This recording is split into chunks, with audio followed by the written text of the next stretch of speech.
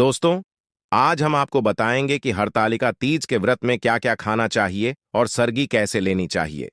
व्रत का पारण कैसे करें और सास को थाली कैसे दें, क्या क्या सामग्री उसमें रखनी चाहिए और जिनकी सासू मां नहीं है वह क्या करें। साथ ही यह भी बताएंगे कि हरतालिका तीज पर कौन सी एक ऐसी चीज है जो जरूर खा लेनी चाहिए और गलती से भी 3 महिलाएं हरतालिका तीज का व्रत कभी ना रखें, पति हो जाता है बर्बाद। दोस्तों, जो भी सुहागन महिलाएं इस व्रत को श्रद्धापूर्वक करती हैं तो भगवान शिव और माता गौरी इनकी झोली खुशियों से भर देते हैं। इस व्रत को करने वाली स्त्रियां सदा सुहागन रहती हैं, उनके पति की उम्र बढ़ती है और उनका घर परिवार सुख समृद्धि एवं धन दौलत से भरा रहता है। तो दोस्तों, वीडियो में आगे बढ़ने से पहले आपसे निवेदन है कि हमारे चैनल को सब्सक्राइब करके बेल आइकॉन को भी क्लिक कर लें। साथ ही कमेंट में हर हर महादेव और जय माता पार्वती जरूर लिखें। दोस्तों, हरतालिका तीज की शुभ मुहूर्त भाद्रपद की शुक्ल पक्ष की तृतीया तिथि 5 सितंबर 2024 को दोपहर 12:21 पर शुरू हो रही है और इस तिथि का समापन 6 सितंबर को दोपहर 3:01 पर होगा। उदया तिथि के अनुसार शुक्रवार 6 सितंबर के दिन हरतालिका तीज का व्रत किया जाएगा। इस दौरान पूजा का मुहूर्त प्रातःकाल 6:02 से लेकर सुबह 8:33 तक रहेगा। दोस्तों, हरतालिका तीज पर पहले सरगी ली जाती है। आइए जानते हैं कि सरगी कैसे लें। हरतालिका तीज व्रत शुरू होने से पहले सूर्य उदय से पहले या मध्य रात्रि में महिलाएं सरगी करती हैं। सरगी में नमक युक्त भोजन नहीं करना चाहिए। साथ ही सरगी में बहुत भारी भोजन न करें जिससे आपको अपच की समस्या हो जाए। सरगी में फल जूस, नारियल पानी, ड्राई फ्रूट और मुरब्बा खा सकती है। इससे आपको एनर्जी मिलेगी और डिहाइड्रेशन नहीं होगा। इसके साथ ही आपको व्रत के दिन भूख भी नहीं लगेंगे। अगर आप इस व्रत को निर्जल नहीं रख सकती हैं तो आप व्रत रखने से पहले संकल्प अवश्य ले लें। अब जानते हैं कि हरतालिका तीज का पारण कैसे करें। पारण में शामिल करें यह चीजें। हरतालिका तीज के अगले दिन पारण किया जाता है। मान्यता है कि चतुर्थ तिथि लगने के बाद ही पारण करना चाहिए। व्रत का पारण कभी भी नमक युक्त भोजन से नहीं करना चाहिए। पानी, शरबत, फल या मीठे से व्रत खोलें। पारण में धीरे धीरे पानी पिएं, फिर किसी मीठी चीज का सेवन करें। मीठी चीज का सेवन करने और प्रसाद ग्रहण करने के बाद ही नमक से बना भोजन मुंह में डालें। दोस्तों, शास्त्रों के अनुसार माना जाता है कि भगवान शिव और माता पार्वती को बेल फल अर्पित करने के बाद प्रसाद स्वरूप में पूरे परिवार को खाना चाहिए। इससे आपके घर में हमेशा पैसों की कभी भी कमी नहीं होगी। घर में लक्ष्मी का आगमन होगा। इस दिन बेल खाना बहुत ही शुभ और मंगलकारी माना जाता है। इस दिन आप बेल का फल प्रसाद स्वरूप में पूरे परिवार को बांटे और खिलाए, क्योंकि बेल में समस्त देवी देवताओं का वास होता है। दोस्तों, व्रत संपूर्ण होने के बाद सास को थाली दी जाती है। आइए जानते हैं कि थाली में कौन सी सामग्री रखनी चाहिए जो कि शुभ मानी जाती है। इसके बगैर आपका व्रत अधूरा ही रहेगा। थाली में आपको एक सुंदर साड़ी सफेद मत देना तथा बिंदियां, चूड़ियां, मेहंदी, महावर तथा नेल पॉलिश, कुमकुम, कंघी, मिठाइयां और दक्षिणा अवश्य डालें। अगर आपकी सासू मां नहीं है तो आप इसे ननंद को दे सकते हैं या बाहर किसी भी बुजुर्ग को दे सकते हैं जिसे आप अपना मानते हैं और उनका आशीर्वाद अवश्य ले लें। तभी यह व्रत संपूर्ण और सफल माना जाता है। दोस्तों, हरतालिका तीज के व्रत में तीज माता को यह 3 चीजें कभी अर्पित नहीं करनी चाहिए। यह 3 चीजें माता को चढ़ाने से व्रत टूट जाता है, पति पर घोर विपदाएं आ जाती हैं और उल्टा पाप के भागीदार हो जाते हैं। ऐसा घोर पाप कभी मत करना। आइए जानते हैं। दोस्तों, सबसे पहली चीज है माता को अर्पित की जाने वाली सामग्री, जैसे कि टूटे हुए चावल कभी अर्पित नहीं करनी चाहिए। टूटी हुई चौकी, खंडित चौकी नहीं होनी चाहिए। चौकी पर हमेशा लाल कपड़ा बिछाना चाहिए। मंदिर में भूलकर भी माचिस नहीं रखनी चाहिए, बहुत ही अशुभ माना जाता है। इस दिन फलों में नाशपाती कभी अर्पित नहीं करना चाहिए। हरतालिका तीज पर सफेद कपड़ा कभी दान नहीं करना चाहिए और ना ही पहनना चाहिए। इस दिन जितना ज्यादा हो सके हरे, पीले, गुलाबी, लाल रंग पहनना बहुत ही शुभ माना जाता है। दोस्तों, हरतालिका तीज पर माता को श्रृंगार अर्पित किया जाता। श्रृंगार हमेशा नया होना चाहिए। टूटा हुआ श्रृंगार अर्पित नहीं करना चाहिए।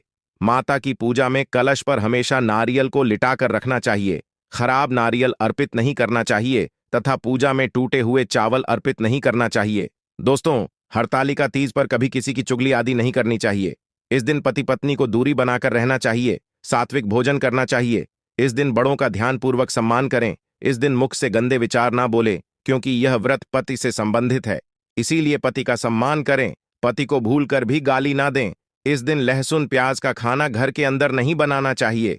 मांस मदिरा आपके आसपास भी ना हो। शास्त्रों के अनुसार अगर आप हरतालिका तीज का व्रत ना रख सके तो कम से कम अपने हाथों में हरी हरी चूड़ियां अवश्य पहनें। मेकअप श्रृंगार आदि अवश्य करें। इससे आपके पति पर कष्ट नहीं आएंगे। दोस्तों, मासिक धर्म में हरतालिका तीज का व्रत अवश्य रखना चाहिए, परंतु देवी देवताओं की प्रतिमा को स्पर्श न करें। व्रत का पालन आप ऐसे ही करें जैसे आप बाकी दिनों में करते चले आ रहे हैं। इससे आपको उतने ही फल की प्राप्ति होगी जितने के आप हकदार हैं। दोस्तों, हरतालिका तीज पर शाम के समय घर की 3 चीजें कभी किसी को नहीं देनी चाहिए, नहीं तो आपके घर की लक्ष्मी हमेशा के लिए दूसरों के घर चली जाएगी। पहली चीज है नमक। शाम होते ही घर का नमक किसी को नहीं देना चाहिए और ना ही लेना चाहिए। दूसरी चीज है तेल। शाम ढलते ही घर का तेल किसी को नहीं देना चाहिए। दोस्तों, तीसरी चीज है दूध। हरतालिका तीज पर शाम के समय घर का दूध कभी किसी को नहीं देना चाहिए, नहीं तो आपके घर में से सुख समृद्धि सब चली जाएगी। दोस्तों, हरतालिका तीज का व्रत 3 शादीशुदा महिलाओं को गलती से भी नहीं रखना चाहिए। बहुत बड़ा अपशकुन माना जाता है। ऐसी महिलाओं का व्रत कभी सफल नहीं होता, महापाप माना जाता है। माता पार्वती हो जाती है क्रोधित, इसलिए आप ऐसी गलती कभी ना करें। दोस्तों, नंबर 1, चरित्रहीन महिला या मन में गंदे विचार। एक चरित्रहीन महिला की पूजा आराधना से हमेशा भगवान दूर रहते हैं। ऐसी महिला की पूजा कभी स्वीकार नहीं होती। अगर हम शास्त्रों की माने तो अगर आपके मन में गलत विचार आते हैं और आप दूसरों के प्रति गलत भावना अपने मन में रखते हैं तो आप भगवान की पूजा कभी नहीं कर सकते। ऐसी शादीशुदा महिलाओं से हमेशा क्रोधित रहती है मां पार्वती। मां इनकी पूजा कभी स्वीकार नहीं करती। अगर आपका मन आपके पति के लिए सच्चा है तभी पूजा व्रत आदि स्वीकार होती है। तभी आप हरतालिका तीज व्रत रख सकती हैं। मां पार्वती साक्षात ऐसी महिलाओं को आशीर्वाद प्रदान करती है। दोस्तों, नंबर 2, अधूरी शादी। खास तौर से सुहागिन स्त्री के लिए हरतालिका तीज का व्रत बहुत ही महत्वपूर्ण माना जाता है। लेकिन क्या आप जानते हैं, शास्त्रों के अनुसार जब तक आप हिंदू रीति रिवाजों के साथ शादी नहीं कर लेते, यानी 7 फेरे नहीं ले लेते, तब तक आप इस व्रत को नहीं रख सकते हैं। शास्त्रों में इस बात की कतई मनाही है। अगर आपने कोर्ट मैरिज भी की है तो भी आप इस व्रत को रखने में सक्षम नहीं हैं। पहले आप अग्नि के 7 फेरे लें, तभी आप हरतालिका तीज का व्रत रख सकते हैं। और अगर आप शास्त्रों के विरुद्ध ऐसा करते हैं तो आप पाप के भागीदार बन सकते हैं। माता पार्वती आपसे नाराज हो सकती हैं। दोस्त, तो नंबर 3, कुंवारी कन्याएं हरतालिका तीज का व्रत रख सकती हैं। अगर पाना है अच्छा पति तो हरतालिका तीज का व्रत कुंवारी कन्याएं अवश्य रखें। दोस्तों, नंबर 4, तलाकशुदा महिला। दोस्तों, शास्त्रों के अनुसार किसी भी धार्मिक कार्य में पति पत्नी का होना आवश्यक पूर्वक हो जाता है। इन दोनों के बगैर भक्ति पूजा पाठ अधूरी मानी जाती है। अगर आपका तलाक हो गया है या पति से झगड़ा हो गया है और आप नाराज होकर चली गई है तो हरतालिका तीज का व्रत कभी ना रखें, क्योंकि यह त्योहार प्रेम का है।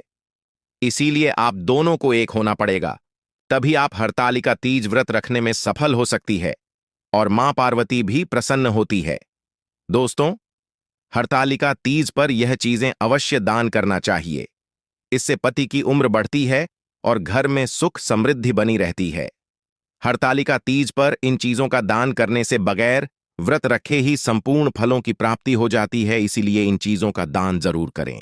दोस्तों, हरतालिका तीज पर मान्यता है कि इस दिन सुहाग के सामान के साथ साथ मंदिरों में फलों का दान करने से सुख समृद्धि आती है। इस दिन सुहाग की सामग्री दान करने से जीवन में धन वैभव की कभी भी कमी नहीं होती। लेकिन याद रहे, फल श्रृंगार आदि बाजार से नया खरीद कर ही दान करें। और दोस्तों, हरतालिका तीज पर गेहूं और जौ का दान सोने के दान देने के समान ही माना गया है। धार्मिक मान्यताओं के अनुसार तीज के व्रत में गेहूं का दान बहुत ही शुभ फल प्रदान करता है। अगर आपके पास गेहूं या जौ नहीं है तो आप किसी जरूरतमंद को आटा भी दान दे सकते हैं। दोस्तों, हरतालिका तीज पर किसी ब्राह्मण महिला या गरीब को वस्त्र दान जरूर करनी चाहिए। मान्यता है कि महादेव और देवी पार्वती बहुत प्रसन्न होती हैं और अखंड सौभाग्यवती का वरदान मिलता है। दोस्तों, शास्त्रों के अनुसार हरतालिका तीज पर चावल का दान बहुत ही शुभ माना गया है। कहा जाता है कि हरतालिका तीज पर चावल का दान करने से शुक्र ग्रह से संबंधित सभी दोष समाप्त हो जाते हैं, परिवार में सुख शांति आती है, माता गौरी और भगवान शिव दोनों हाथों से व्यक्ति की झोली भरेंगे। माना जाता है कि हरतालिका तीज पर गुड़ का दान करने से उत्तम फल प्रदान होता है। इस दिन गरीबों को गुड़ का दान करने से महिलाओं को स्वास्थ्य लाभ मिलता है, पति सदैव कामयाब रहता है और घर में दौलत का आगमन होता है। धन, लक्ष्मी, सुख, समृद्धि सब कुछ हासिल हो जाता है। गुड़ का दान करने से रिश्तों में मिठास आती है, जीवन सुगम हो जाता है। दोस्तों, अगर आप अखंड सौभाग्यवती का वरदान पाना चाहते हैं तो माता पार्वती के लिए कमेंट बॉक्स में लिखें जय माता पार्वती। माता पार्वती के लिए एक लाइक तो बनता है। माता पार्वती आपका कल्याण अवश्य करेंगी। साथ ही दोस्तों, हमारे चैनल को सब्सक्राइब करके बेल आइकॉन को भी क्लिक कर लें। आप सभी दर्शकों का धन्यवाद।